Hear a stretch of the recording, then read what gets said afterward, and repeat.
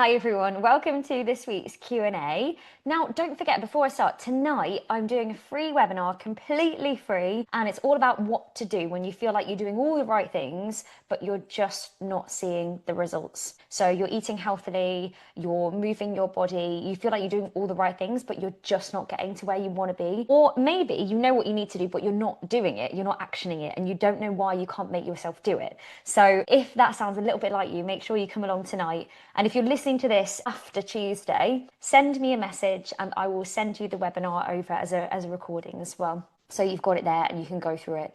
It's the most frustrating thing when we feel like doing all the right things, or we want to be doing all the right things and we're just not getting anywhere. So let's get moving. Let's get moving. Let's feel good this summer.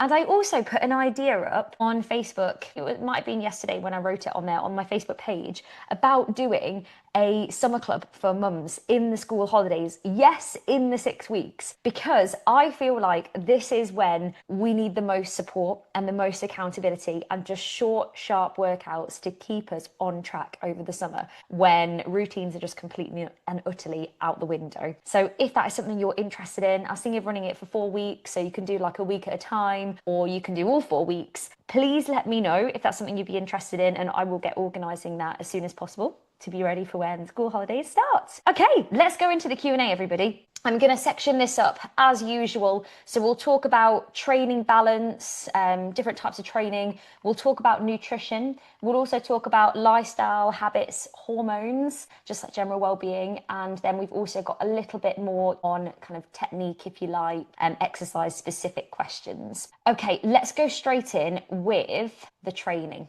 So I lean towards strength training. If I do 8 classes a week, how many of these should be cardio and how many should be holistic?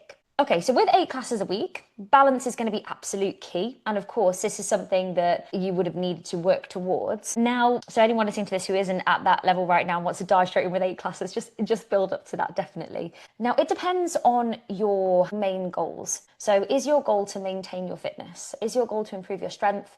Is your goal to run a marathon? Is your goal to really improve your mobility or your core strength? Because that is going to depend on what is more important as well. Now, I would say probably doing about 3-4 strength classes. I'd probably do a couple of cardio and I'd probably do a couple of holistic. So 1 Pilates, 1 yoga. That's probably what I would do. But you could rotate it depending on your goals. So if your main goal is to maintain where you're at right now, maybe 3 strength sessions, and you might want to do 3 cardio, 2 holistic, or maybe you're feeling like you need to do a bit more core stuff. Maybe I'd go for 3 holistic in that case and do a couple of Pilates a week. And there's quite a lot of strength in Pilates as well. But always have at least absolute minimum 1 active recovery day to avoid overtraining and also to make sure you get results from your workouts as well. So at the other end of the spectrum, definitely make sure you always have at least 1 recovery day. Sometimes I have patches of work where I'm not at home until well after my ideal bedtime and I'm out all day. So the only time to work out is really early in the morning. It does mean I sometimes end up with only about 6 hours sleep, which doesn't feel enough, and I'm exhausted by the end of the day. Do you have any tips on best balance between sleep and working out when one of them just has to give for a little bit? Now, in short bursts, it's okay to sacrifice sleep for a bit of movement. You know, exercise, say a 20-minute on-demand or a 15-minute workout, is the most energizing thing you can do. So if you have a night where you haven't really had much sleep and all it means is getting up 15 minutes earlier to do a quick boost, your energy levels will thank you for it. Trust me, they really, really will. You'll just feel more alert and you'll have the feel-good endorphins running around your body, serotonin, dopamine. You'll just feel better for doing it and probably also make better food choices and probably also get a deeper sleep at night, because sometimes it's not always the quantity of sleep, it's about the quality of sleep. And our bodies are extremely, extremely clever. If they think that we have not had a good enough night's sleep, you'll probably find that your deep restorative sleep is in a bigger proportion, it's a higher percentage.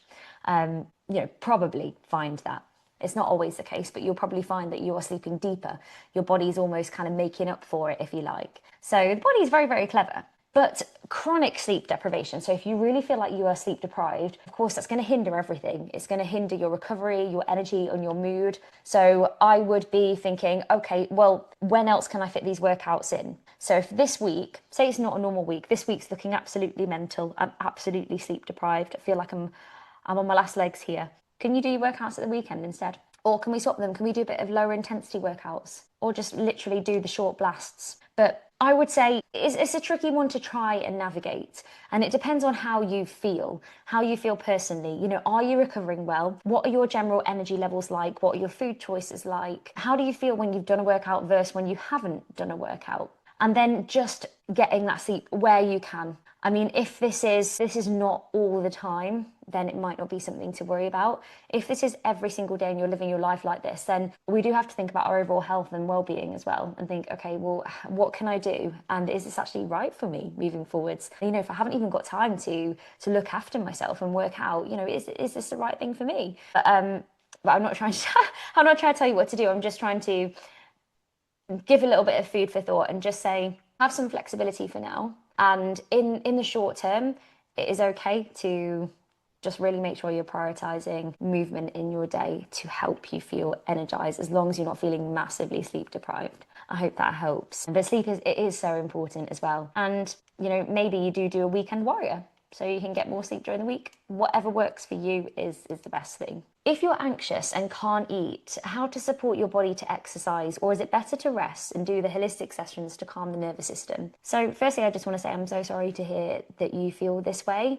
I would be really focusing on sessions to try and calm the nervous system. I would probably advise doing things like Yogascape, some yoga or some meditation. Got lots of really nice meditations on demand, just to try and engage the parasympathetic system, just to help your body to wind down, to really calm the nervous system. So supporting your body and your mind in that way. And I really do think that doing the classes can really help to do that, because it just provides you that little space away from everything. So something you've been feeling really anxious about, it just takes you away from that for a moment. I do find that, say, going on walks and running, whatever is in your mind is still in your mind, and it is whirring around and around and around and around your head. I don't know about you, but that's sometimes how I feel when I go out on a walk or a run. Like, yes, it can clear my mind, but also I can just let that play on loop in my head. Whereas doing a class, I have to focus on what I'm doing in that moment.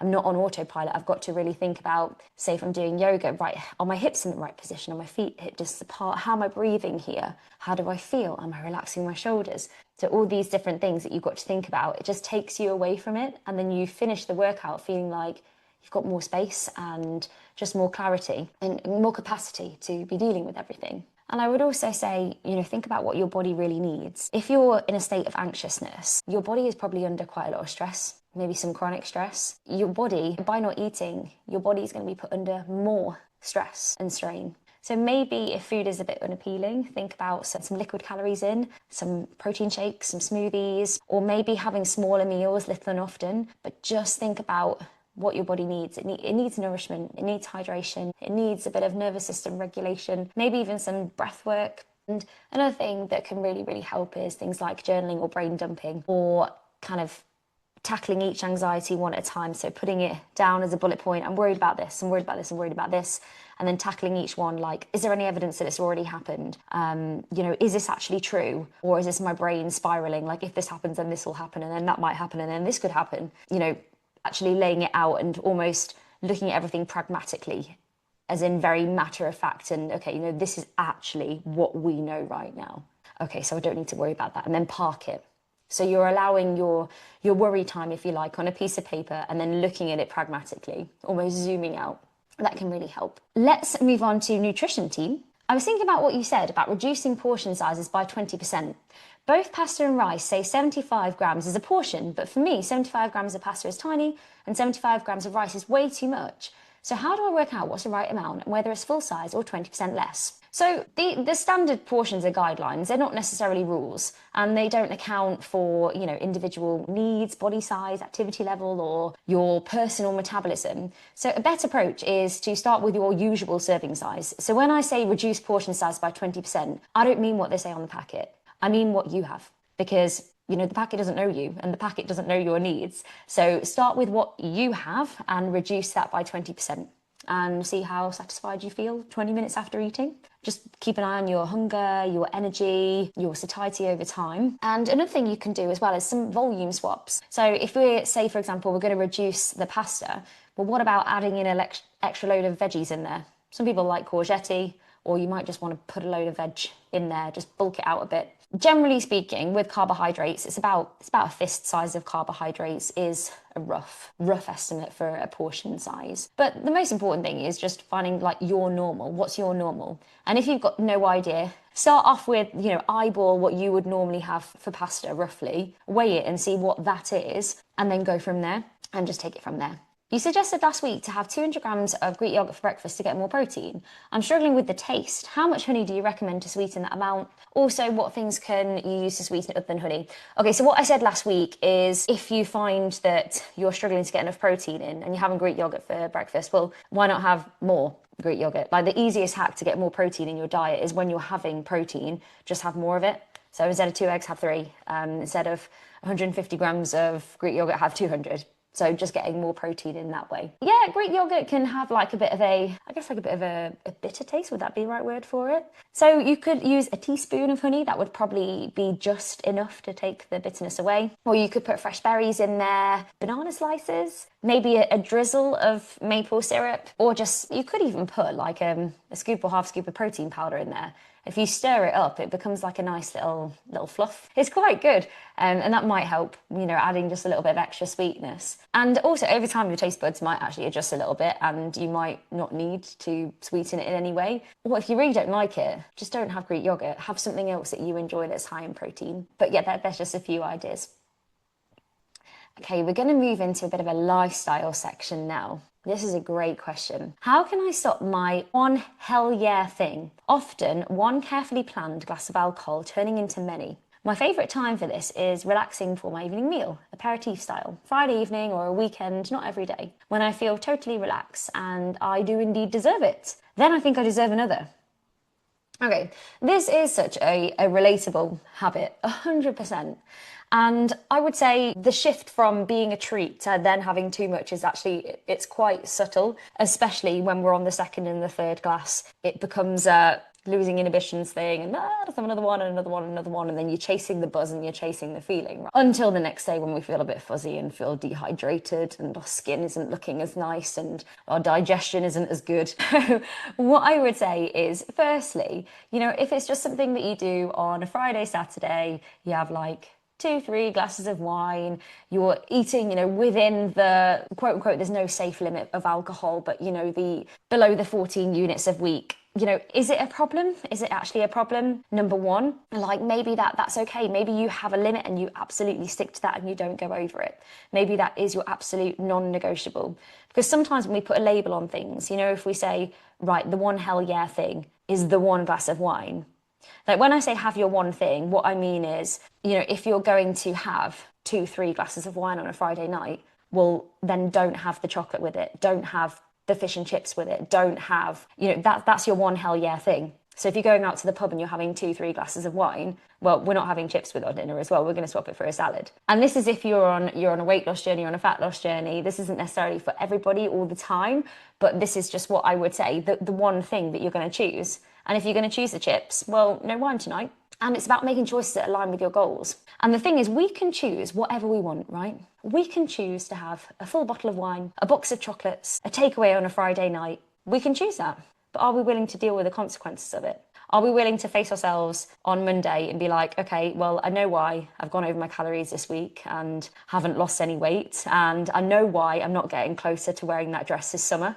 Are we willing to deal with the consequences of our actions? Because it's all about, yes, enjoying the journey on the way, enjoying life, allowing ourselves a little bit of what we want, but also making choices that are actually aligning with where we want to go. Because otherwise we're just doing ourselves a disservice. And we just end up getting frustrated and feel like we're trying, and then making choices that actually kind of undo everything we've been doing. And it's frustrating. So that's why I say a bit. So there are other ways to do this, like mitigate it. So mitigate, is that the right word? I don't know. You could have, a wine with soda water in it. You could have a wine and then next a non-alcoholic beverage and then a wine. But what I would say is make sure you're pre-planning the experience. So if you'll open the wine, you'll pour yourself a glass and that is still sat there and you want more and more and more, you either plan for the fact that you're going to have 2 or 3 glasses and stop, and then you can pour the rest away. I know it's very, very wasteful. I wouldn't really advise doing that, or just stick it away. of sight, out of mind. Share it with somebody so then it's gone. Don't get any more in. There's no more. You can't be tempted. There aren't any more bottles in.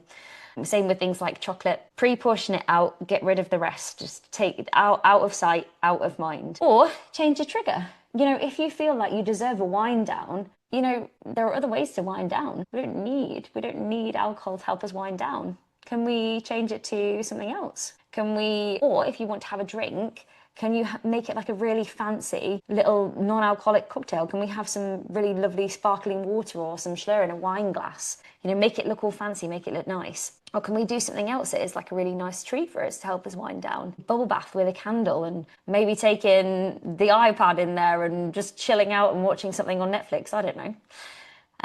Pairing it with food you could do as well. So just make sure that, you know, if you are going to be drinking, you are having food, because sometimes if we're drinking before food, it gets to our head faster and then we want more and more and more and more and more. And then our food choices aren't as good. So thinking about, okay, let's pre-plan everything and just make sure that we are eating as well. And I think the goal really is not to restrict. It's about being intentional and choosing what helps you feel best, what is in line with your goals and what helps you feel best the next day, and being able to deal with the consequences of our actions too. I hope that all makes sense. This might be too broad a topic, but I'd be interested in knowing how exercise can affect hormones. I feel like I'm struggling less with perimenopause, so mood swings, digestive issues, sleep, hot flushes since exercising. Yes! But there are so many variables and so much random fluctuation. I don't know if the two are linked. Is it possible? Yes, it is possible, and it is actually very real as well.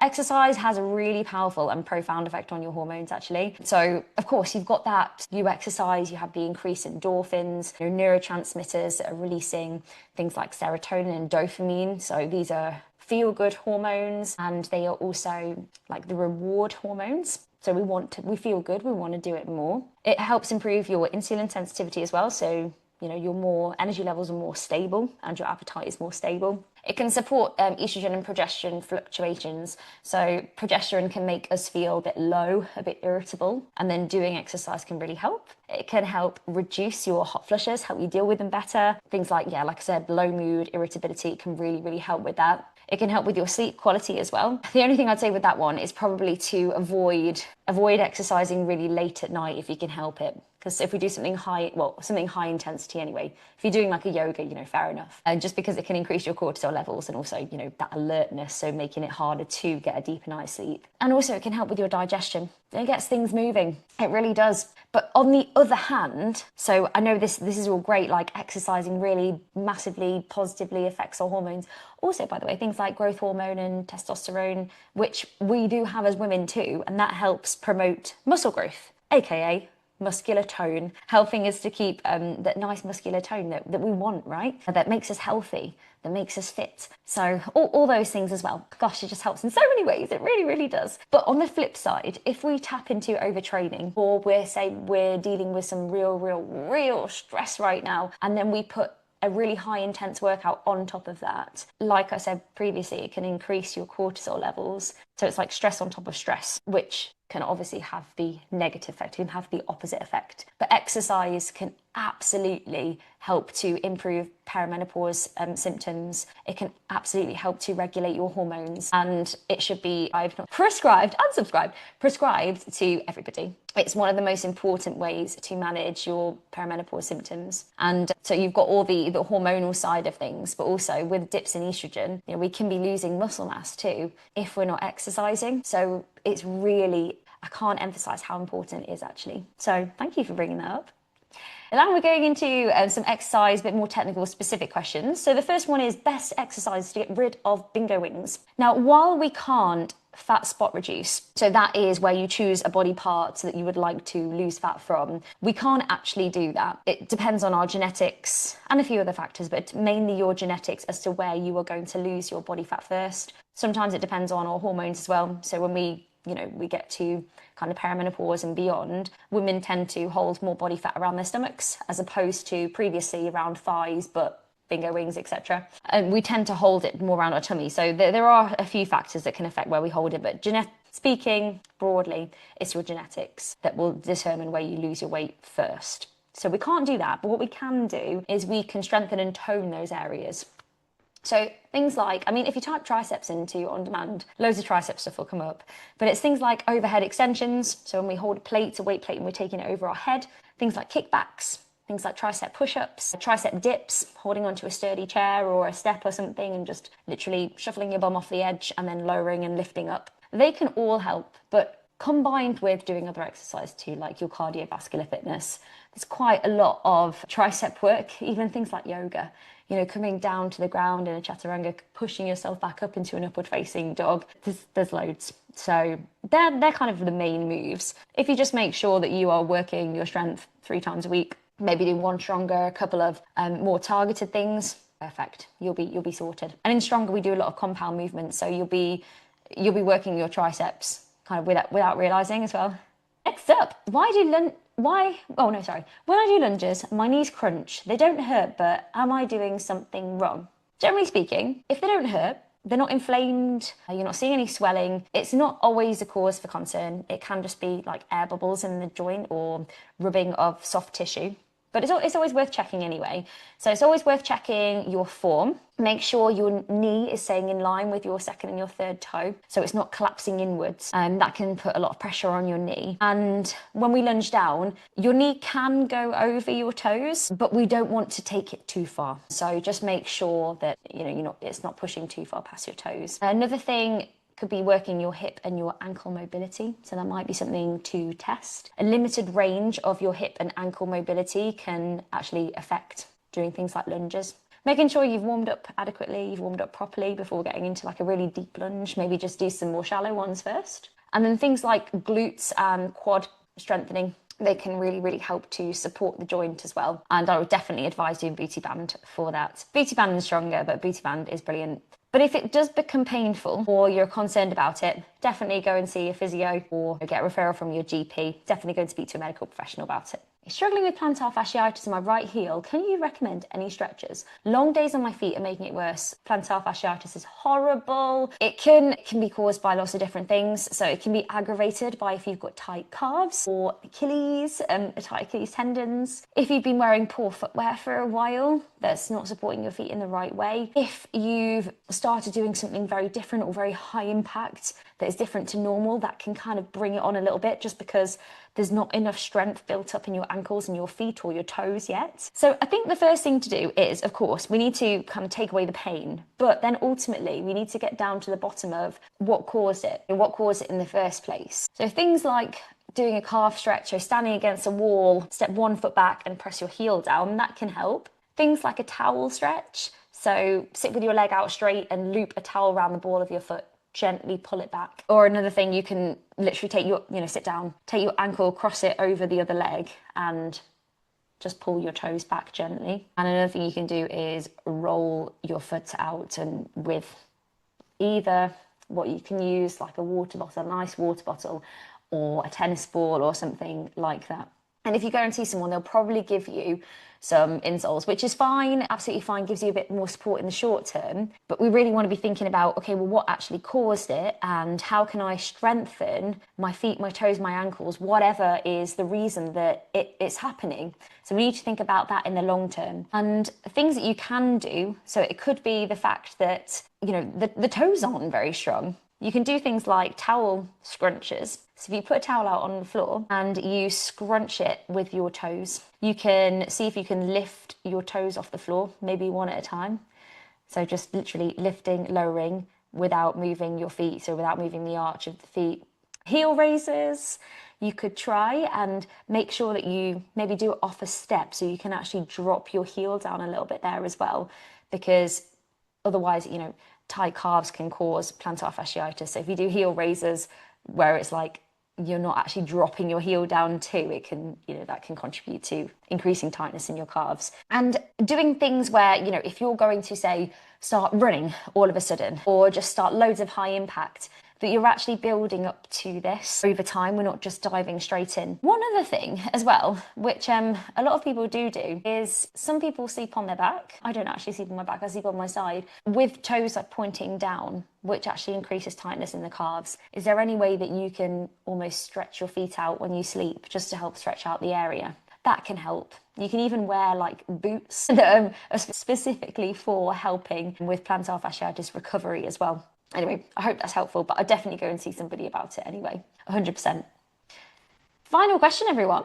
In Stronger, I feel like my arms and back could cope with more weight, but my wrists get sore and I can't risk damaging them. Any advice? Okay, you can use wrist straps for support. So that would be one thing you can do. Secondly, look at the position of your wrists. So for example, when you're doing a chest press, are your wrists bent backwards? Are they in a flexed position? If they are, can you bring them so they are more neutral and they're not bent back, they're not flexed? That can really help. That can really, really help to take away, that tension. So just check your wrist alignment. Another thing you can do is work to strengthen your wrists over time. So things like wrist curls. I know it sounds a bit weird, but just grabbing a bicep, well, not a bicep.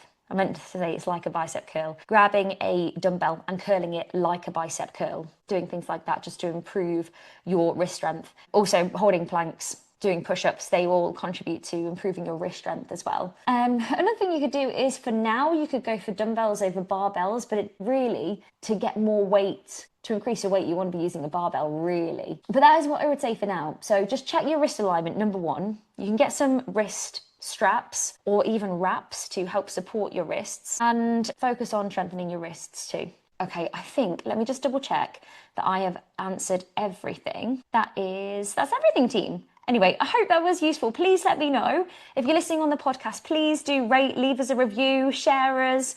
The more people we reach, the more people we can help get fitter, healthier, happier, stronger. And if anything did resonate in particular, please leave a comment. Just let me know. Let me know what was useful, because that would be really, really helpful, and maybe something we could talk about more in future as well. So team, thank you so much for joining me. I will see you if you are coming later to the webinar at 8 o'clock tonight. And if you have missed it, just send me a message. Hey Lorna, missed the webinar. Would you please send it? And I'll send it over to you.